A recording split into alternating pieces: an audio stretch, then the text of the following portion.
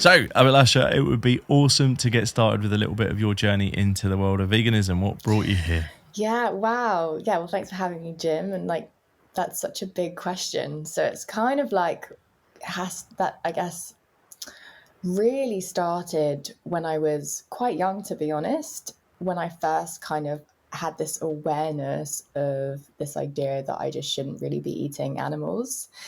And I'm trying to remember. So Right. it was I was when I was younger. I grew up eating meat. So I come from a Punjabi family, and yeah, in Punjabi culture, Mm. I would say yeah, Punjabis eat quite a lot of meat. But I remember my mum turning vegetarian when I was quite young. I don't exactly remember the age, but she would like cook Right. her food separately, and then she would basically like make the dish, like the meat dishes for like me and my family. And I used to go to drama school, and then I think when I was like 13 or like around 12 or 13, like yeah, I used to go to drama school every Friday, and as a treat, my mum would take me to McDonald's and I'd get a Happy Meal. And I remember like literally getting a Happy Meal one Friday and like eating these chicken nuggets, and I bit into something like really gross, and I don't know what it was. There was some Mm. bone, there was something in it, but I just remember looking at it and just like feeling sick and being like, oh my God, this is disgusting. And it was like a real overnight thing. I Mm. literally was like, okay, I just woke up and the next day and I was like, I just can't eat meat anymore. I just can't. So I turned vegetarian when I was about 13 years old. And yeah, I think thinking back, it was actually quite young, but just again, just having this awareness of like, this isn't right. This doesn't actually feel right. And also, like, eating it doesn't Mm. feel good to eat, like in my body. So yeah, so I was vegetarian. And I think at that time as well, like there weren't, unless it was like a religious thing or a cultural thing, there weren't, most of my friends were heavy meat eaters. In fact, out of my school friends, a lot of them still are all heavy meat eaters, interestingly. Mm. But yeah, and then I finished school and then I went to university, and I actually went to Bristol Uni. So I studied in Bristol. And that was my first experience of Right. vegan food, basically, because I mean, yeah, I wasn't really in the vegan scene in London. I moved to Bristol, and like I was living off Stokes Croft in my second year. I don't know if you've been to Bristol before, but it's Mm. just such a cool, like, Yeah. just creative scene in all kinds of respects. And there was a cafe called Cafe Kino.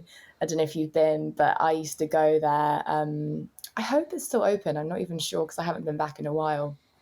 And they used to do these like vegan sausage rolls, and they were like insanely good. And it was just like going to these places and just like, yeah, and just really finding that making these small changes were actually really easy, and actually there was just a lot of choice. There are a couple of other spots that I really liked, which I'm trying to remember now. I can't really quite remember. So at that point I was like vegetarian slash vegan.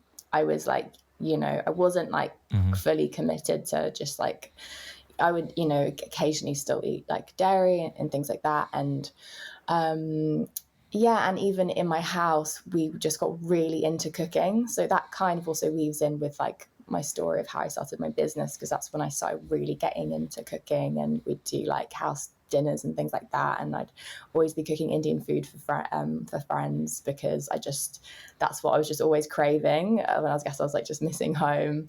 Mm. Um, Yeah. and yeah, and then yeah, so just really just loved the food scene in Bristol, basically. And then after uni I graduated, and then I went traveling, and at that point I basically didn't know what I wanted to do. So I did a science degree. I actually studied physics at Bristol, and I had no idea what I wanted to do with it. I was like, okay, I've just done the science degree, but I don't really want to go be a scientist. I don't really want to go and work in the city. Like, what do I want to do? But I loved, and I was very passionate about the environment. So I was like really passionate about, Mm. like, I was like, I don't know what I want to do, but it has to do with sustainability and saving the planet. So I sort of thought the natural kind of course of things was to having done a science degree to go into renewable energy, or to go into go into working with solar panels, or what's it called? Yeah, like environmental sciences or something. And I was even looking into doing masters and things like that. And then I was like, do you know what? I'm just going to go traveling, and I'm just going to have a bit of a cliche, go find myself kind of moment. And I basically, I went to South America. It was a 6-month trip, and it does sound cliche, but it was truly life-changing. I just had a lot of time to really just it was so amazing. I visited so many beautiful places, did a lot of trekking, but it was that I actually got time to really think about what I love to do. And basically that just opened up a lot of creativity in me. And I just I was just always going to food and was just doing loads and loads of cooking. And I was just cooking for people, and it would always be what can I find? Go to a market, what spices can I find? And then just cooking for people. And my natural thing was to always cook kind of vegan food, basically. And again, I wasn't fully vegan at that point. It was, when you're traveling, it's just very, very difficult. And I was, in remote places, and there would be certain cafes that I'd go to that would be vegan. I'd always be basically Googling go to Cusco in Peru, where are the vegan spots? And actually there were some incredible spots there. Actually, me and my friend actually started a food blog, and I've got them all listed on, I think we started an Instagram, and we wrote them all down. And it'd always be the fun thing, where are all the vegan places. But it was still hard really to kind of be fully vegan. But then basically when I was traveling, that's when I got the idea to start my business. And simultaneously, I was also getting into Ayurveda, which is also heavily what has inspired my business that I started. And that's basically holistic Indian medicine that talks about the health benefits of food, and specifically spices. So it was all sort of these things and these influences that basically kind of, I guess, it manifested into me coming up with my idea for my business, which was to create vegan ice cream inspired by Ayurveda. And then when I came home, that's how it just basically started. I came home and I was to my mum, I was I got this kind of crazy idea. She at that point thought I'd gone a little bit mad. She was like, you've got a degree, what are you doing? But came home and then basically just started experimenting. And then of course, because I was making vegan ice cream, and also, really, I think that was 3 years ago. And just from then to now, just seeing how the vegan movement has grown, the amount of variety there is, you really can live a plant-based vegan diet and not feel like you're missing out on anything, really. So it just happened very naturally, very gradually. I'm not this was the day when I became vegan, or do you know what I mean? It was just a natural sort of course of things. So yeah, that's basically the story in short form. Had you? So what? Why specifically ice cream? You're into the Ayurvedic kind of foods and the spices and so on and so forth. But what made you kind of have that sort of brainwave of that they need to be put into kind of an ice cream form? Well, do you know what? So I'm obviously a massive foodie, and I think, do you know what? I've always loved ice cream. And it's always been the thing. It's always been the thing. It's always been the thing that it's so heavy with dairy, and I think I've also naturally, without realizing it, have had a bit of a dairy intolerance, but it just sort of growing up would still just eat it. And I think there's that aspect to it.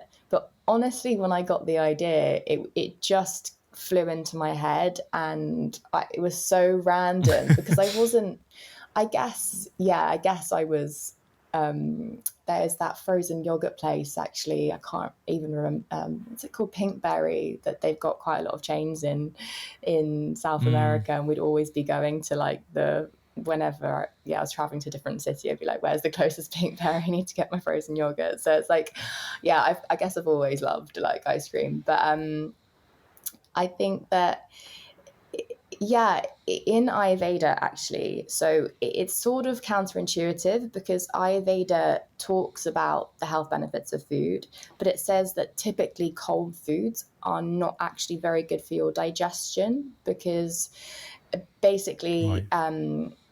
Ayurveda talks about how our body's basically made up of these different elements, and your digestion is the element of fire. So basically, in order to kind of, and it's called, the word for it is Agni. It's Sanskrit word. And in order to kind of keep this fire alight, essentially, you have to feed it warming foods, because if you eat cold foods, it dampens the fire, basically.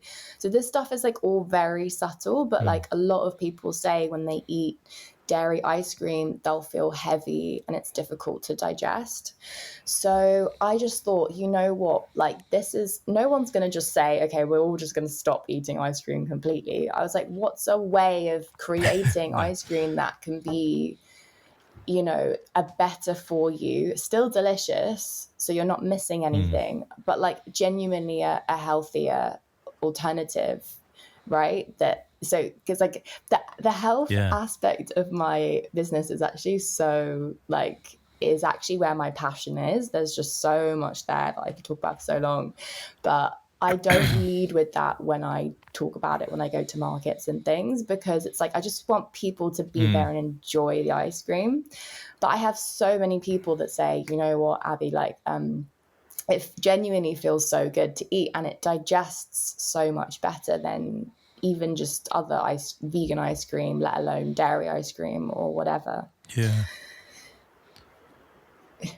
Yeah, that's awesome. Like, I'm fascinated by the concept, and I think it's wonderful. And there's definitely, like, you know, there's a lot of vegan ice cream out there now, which is amazing. Like you say, that the explosion of these things over the course of the last few years, particularly, has been incredible. But it's therefore it's even more fascinating to me to see somebody who's found a unique space within that, and something that's kind of different, and it's rare to come across.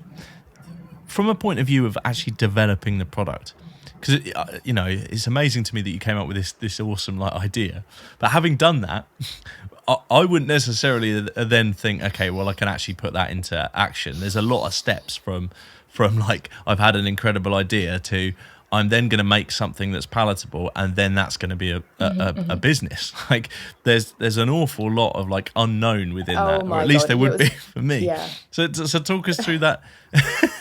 Talk us through that journey a little bit. You know what is a good thing I didn't know? It was like the naivety of it all, honestly. I think about it, I was like, I thank God I couldn't look a year ahead and like actually think about all the things that had to be done in order to get me to where I got to. But I think that's just the thing.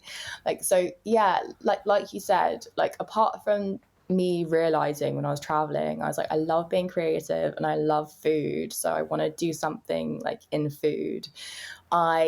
I'm not a chef. Like, a lot of people ask me, you know, so what's your background in food? And I'm like, no, it's not at all. I'm just a very creative person, and I guess I have a bit of a technical background. But and the thing is, gelato is an art and a science. It really is. Like, it's very, you know, it's a lot of experimenting, and it's like, you know, I guess like food in itself is like is such an art and a science. But yeah, so basically I got the idea. I came home and I was like, okay, I'm just gonna start experimenting. Like, I'm just gonna start giving it a go. And I bought a really cheap, literally like one of the cheapest like ice cream makers on Amazon for like 30 quid, thinking, oh, this is how professional people make ice cream. And then basically, like, it's funny, I was like, you know, at that time, like, I loved drinking oat milk. I loved I used coconut milk as an alternative a lot of the time. So I knew I was like beginning to get an idea of like, these are the ingredients I want to use, but wasn't really obviously sure how to go about it. So I was literally just on YouTube, and it's really funny because I was actually an event yesterday. I was talking to someone, and he'd got into photography, self-taught through YouTube, and I was like, that's so funny, because it's a really similar thing for me. Like I kind of came home and I was just sort of just began watching loads of YouTube videos on like how to make ice cream, what ingredients to use and stuff like that. And then basically, decided what ingredients I wanted to use. At that time, I was experimenting with nuts, and then realized that actually I wanted to make it completely nut-free, again, to have another point of differentiation, and to make it more accessible, etc. And then I had a family tasting session. So I basically brought my family around, and I was like, hey guys, I've got these flavors. I have no idea if they're any good. Can you try them?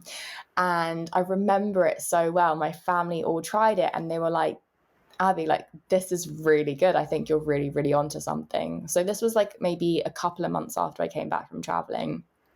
And it was at that point where I felt like, okay, I don't know if I fully believe in myself, but I have my family's support. And it was because of that support, honestly, that I was able to really even start, because I just definitely couldn't. I didn't have enough self-belief in myself at that point. But yeah, and then that was when the process really started of like, okay, now I need to get serious. How do I actually make, how do I make artisan gelato at a professional level? And so that's when I basically actually, my first loan was like my grandma actually gave me like some money, and I used that to pay for my first ice cream machine. It's quite a sweet story. And it was with this company called Carpigiani, who are like the like, I don't know if you heard of them, but they call them like the Rolls Royce of ice cream machines. Basically, like it comes from Italy, and they basically like, they have all the best ice cream machines basically in like the country. So went to their head office, which was in not very far from my house actually. And then I met with basically, when they sell you the machine, they basically let you work with the development chef to like develop your recipe. So really? Yeah, for free. So it was really good. So what he did is he showed me how to make like the formulation of how to make ice cream. So it's actually just like, you have your fats, you have your sugars, you have your solids. Basically just showed me, and I was like, okay, well, I've got these ingredients. Can we try and use them? And then we had a couple of experimenting days, but I wasn't getting anywhere close, honestly. It was still just, it was funny because at that time, which was like about 3 years ago, I was like, well, I don't want to use thickeners. I don't want to use gums. I don't want to use anything. This has to just be all natural. Like, these are the ingredients that I want to use. I have to make it work somehow. And they were just like, no, like, put dextrose in it. I'm not saying that, I'm obviously like, people can eat what they want, but like for me, I was like, it has to be able to be like as natural and clean as possible. And they just didn't understand. It was so funny, like their natural way of like making, they're so used to just using gums and all these things, and it being kind of like really normal. So it was a bit like, okay, well, sorry, this is as far as we can help you, kind of thing. But having said that, they've been amazing, because so I ended up buying the machine, bringing it home, and it was honestly like an 8-month process, Jim. It was like just like doing it, not getting anywhere, then trying again, and then but eventually I got there. I always knew I was like kind of making progress, but it was so basically it took me it took 8 months in total, I would say, the kind of like the process of coming up with the base recipe and then refining the flavors and things. And then in the summer of 2019, I basically started doing events. And I basically was kind of doing this collaboration with the supper club. And it was at this supper club where I kind of made some connections, and then basically got my first listing, which was with Farmacy, the vegan restaurant in Notting Hill, through that basically. And then I was doing it full time. So wow. Yeah. Incredible story. Really is. Thank Well, after you. that really long process of figuring out the Uh-huh. flavors and how to make an ice cream without all of those, the thickness and all the gums and all the kind of stuff that you're talking about. What kind of flavors did you land on? Where are you at now in terms of the kind of the choices that are out there? Do you mean do you mean in terms of the flavors that I'm currently producing? Yeah, yeah, Or that's right. yeah, Yeah. okay. Great. So And has yeah, that changed? so Actually, I mean, I suppose that's a good point. Have those flavors changed since day one? Have you already brought more online? yeah, so my it was funny because I think when I first started, I was like, they have to be really unique. Like I love matcha, but it's going to be Ayurvedic, so it's matcha with cardamom and a bit of cinnamon. And then I wanted to do a chai flavor, but also wanted to do a bit of a twist on it. So it was salted caramel chai. And then I love turmeric as well. And so Mm, my golden turmeric flavor is basically like a chai, but with turmeric. And so those have been my three original flavors for since the beginning. And in Farmacy, I don't work with them anymore. Unfortunately, I was with them for 2 years, and it was the matcha, the golden turmeric, and the well, it was actually the vanilla, which was one that I developed mm. interestingly for them. So they loved the ice cream so much, and they were like, "This would taste so good as a vanilla." But I was at the beginning really adamant. I was like, I don't want to do a vanilla because it's like, I want to Yeah, keep it like all really like unique and spicy. But it's just the classic thing of I created the vanilla and then it was like the most popular. Everyone was just kind of raving about it and saying this is the best. And it was still Ayurvedic because I used jaggery, which is like yeah, which is basically it's harder now to use it because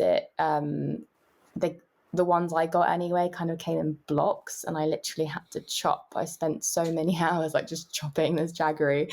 But it was it made it unique. But actually I've developed that vanilla flavor now to vanilla and black cardamom. So I've got my right. three original flavors: matcha, golden turmeric, salted caramel chai. And then the newest flavors that I've got out recently are my vanilla and black cardamom. I'm also developing some adaptogenic kind of choc ices with a friend that makes amazing vegan chocolates. So we're collabing and we're doing Wow. we're doing choc ices. And then I also love mango. So I've done like sort of like a mango lassi, also like a mango and passion fruit.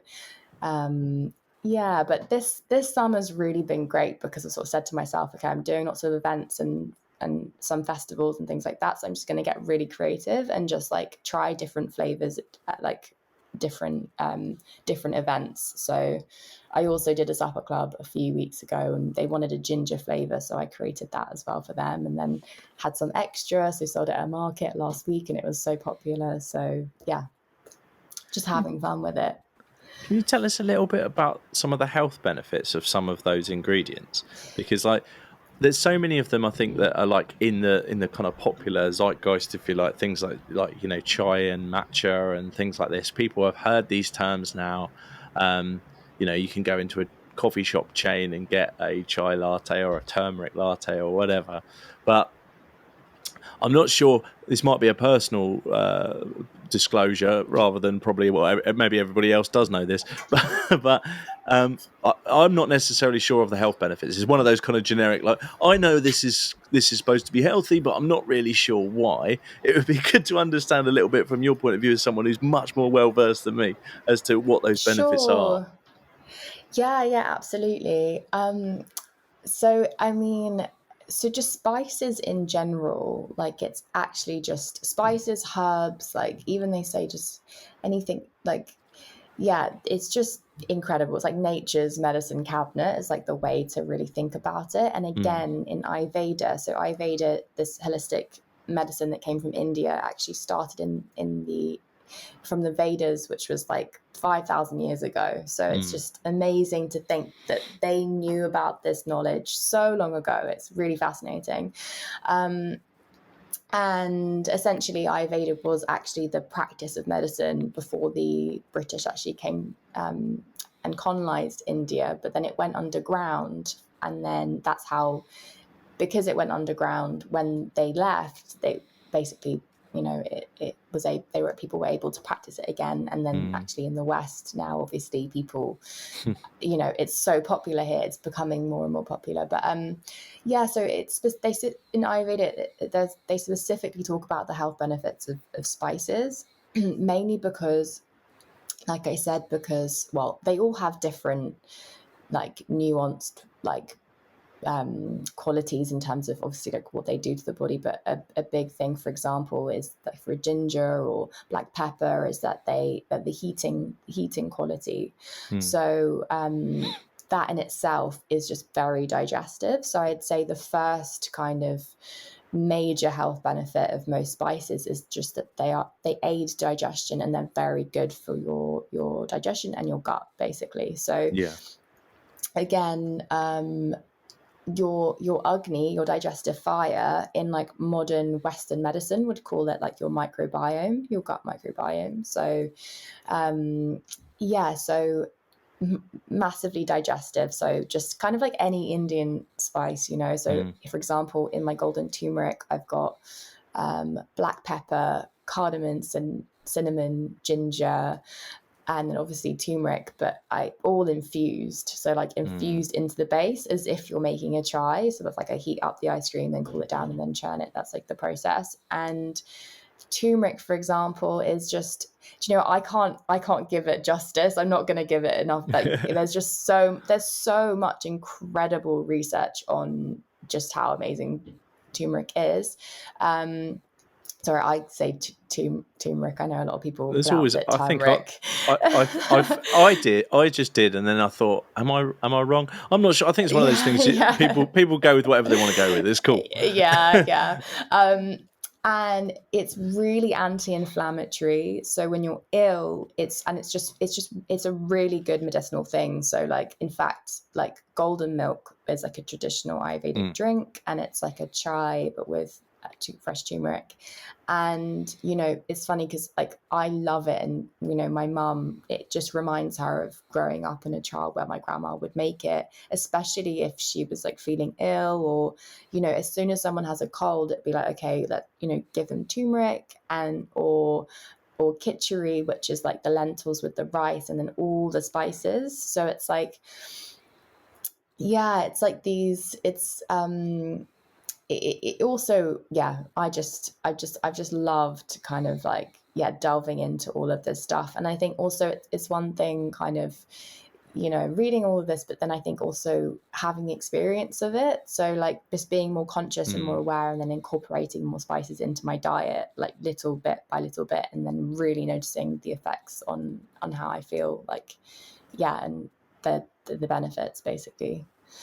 Do you see kind of like, it seems to me like actually that ice cream is like an amazing kind of like gateway, if you like, for people who perhaps haven't got some of these things in their diet already, in other food sources, to sort of, you know, help them kind of understand what these flavor profiles are, and maybe get introduced to them. Because, you know, if I think about it, you know, growing up, like we've talked before, two sides of my family, and one side being English, one side being Indian. And from the Indian side, I was kind of very aware of all of the flavor profiles you've talked about, you know, right through the spices, right to when you said jaggery, and, you know, all brought back all the kind of childhood stuff that we talked about. And on the other side, that there was almost like an unawareness really of some of those spices, and like weren't necessarily acclimatized. They just weren't in their cooking. So it was kind of like this split world. And so I kind of like see, like, is ice cream like just this for you? Is it potentially a great like gateway for people, if you like, to that with those flavors?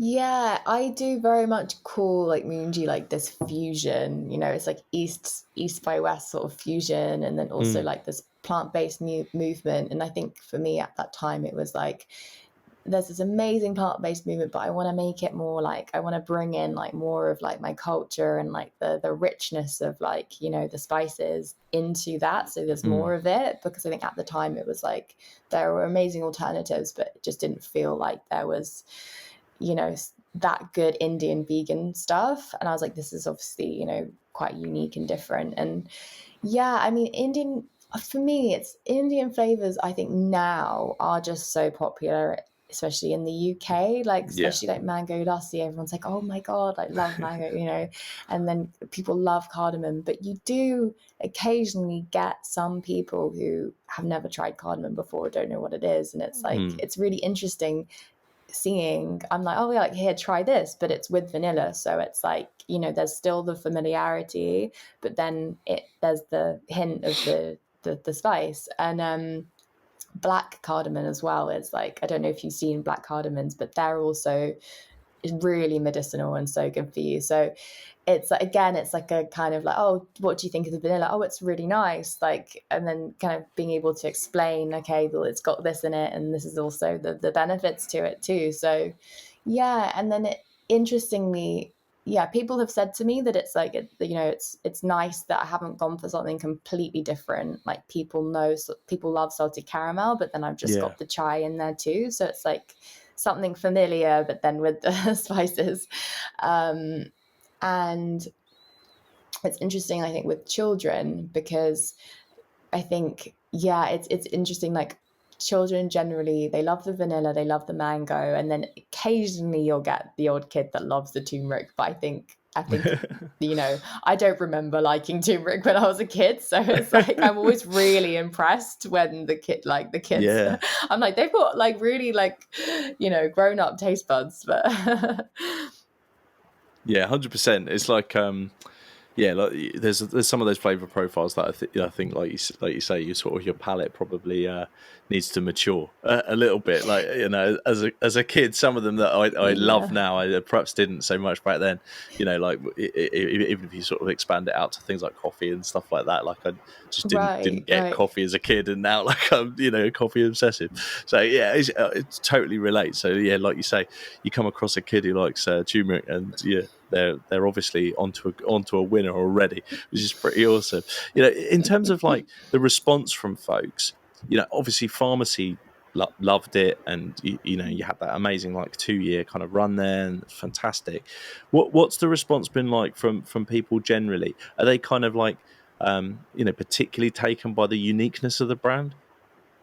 yeah, honestly, do you know what? It's funny because when I first started, it was like I started just before the it was the summer before the pandemic, and it was like, because it was so new and so different, everyone was like, oh my God, like this is just so unique and so amazing, and it was really building so much traction.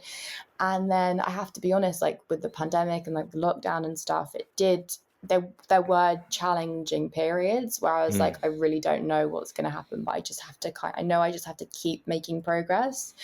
And then last year, especially, like not really doing that many events and things, like, so I launched into Planet Organic last summer, which was amazing. That was such a milestone for me, because like they were the first supermarket I wanted to get into, or retailer. So it was just really amazing. But it's interesting when you're only kind of dealing with the wholesale, you don't really physically see people's reactions. And I was doing some samplings, but I wasn't really, you know, getting that first-hand feedback. And that's why this summer, and then I had a little bit of a moment at the beginning of this year where I was like, I think like questioning, like, should I quit? Like, is this the right thing?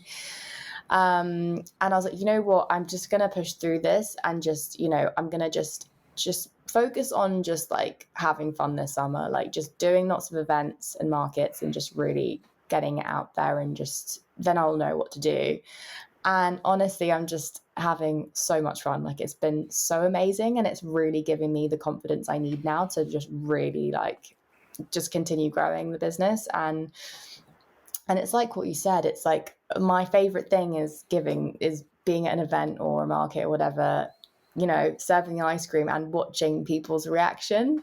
Like, because honestly, I get I get emails and I get people sending me things, and it really like I get taken aback sometimes, because I'm just like, it's just amazing to create something that actually can create so much joy for people. And I had somebody tell me the other day at a market, they were like, this is the best ice cream I've ever eaten, vegan or dairy or anything. And I've been to Italy and I've tried all the gelato. Yeah, and what I find is that like the salted caramel chai, the vanilla, the slightly more familiar flavors are just generally the more popular ones. But then you get the hardcore fans for like the turmeric and the golden. Like, people are also quite intrigued to try it.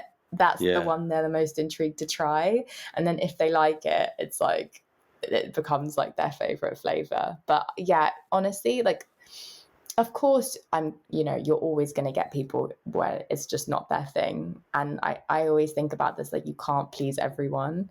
But generally speaking, honestly, especially this summer, like, I've been really blown away with all the positive comments and feedback. So it's been really great.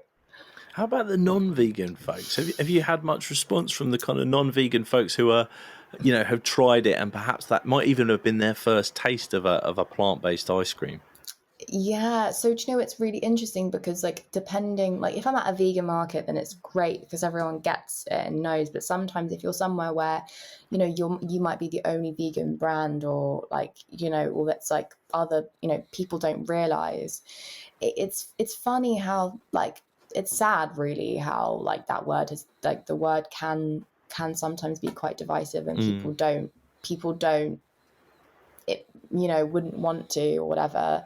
But I've actually found sometimes when you just give it to people and then you tell them it's vegan afterwards, like, that normally works really well, because honestly, I get a lot of feedback saying that from people saying they wouldn't even be able to tell if it was vegan or not. So generally from people who aren't, it's usually really positive feedback too, I found.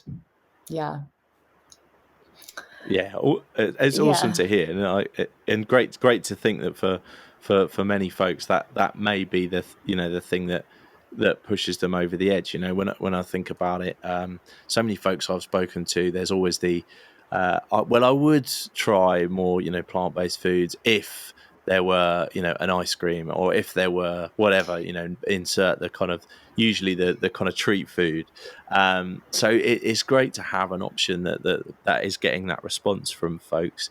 I'm fascinated by, like, looking at like where you've managed to get the product. I mean, obviously we talked about Farmacy, and Planet Organic is another amazing one, but even the likes of Fortnum and Mason's, very traditional kind of British kind of brand, and maybe not the place that I'd associate with a vegan brand, and I'd probably think of them more of the kind of traditional clotted cream ice cream and that kind of thing. Yeah, they're so traditional.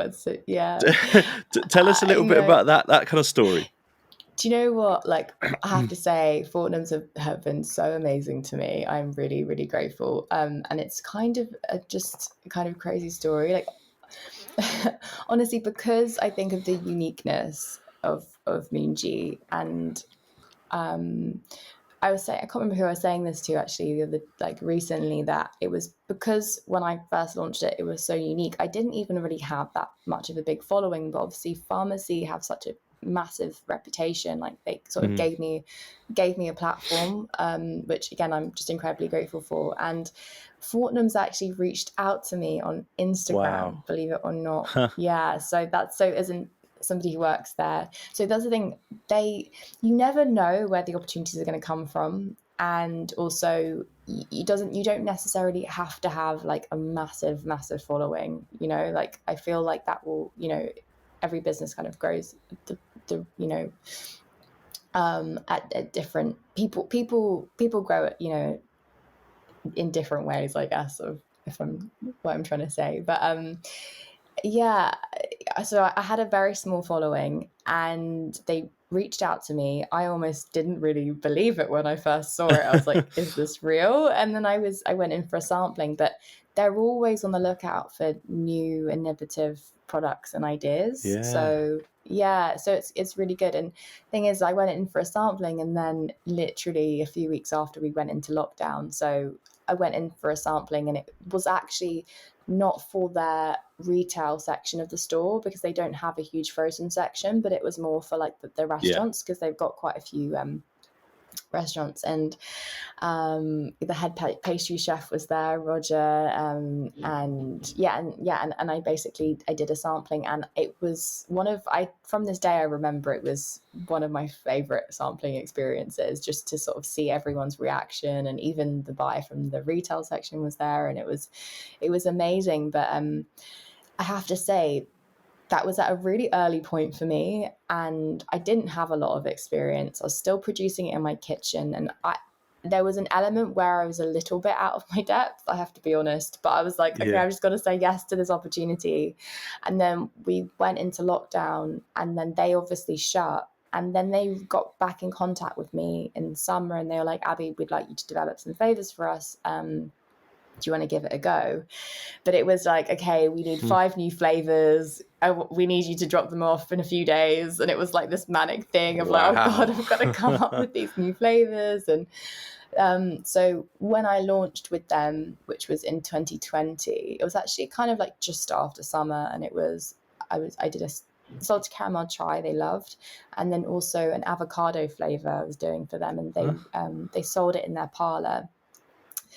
But at that point, I hadn't had a lot of experience, was having to make these huge volumes on my own in my kitchen in my house. And the naturalness of the product, like still getting used to the recipes, still figuring out how to scale them, like coming up with new recipes and then having to scale them and all these things, like it was a huge challenge. And what they were finding in the parlor was that they were just having difficulty scooping, and it was like, it wasn't, like the normal, their normal ice cream that they were used to.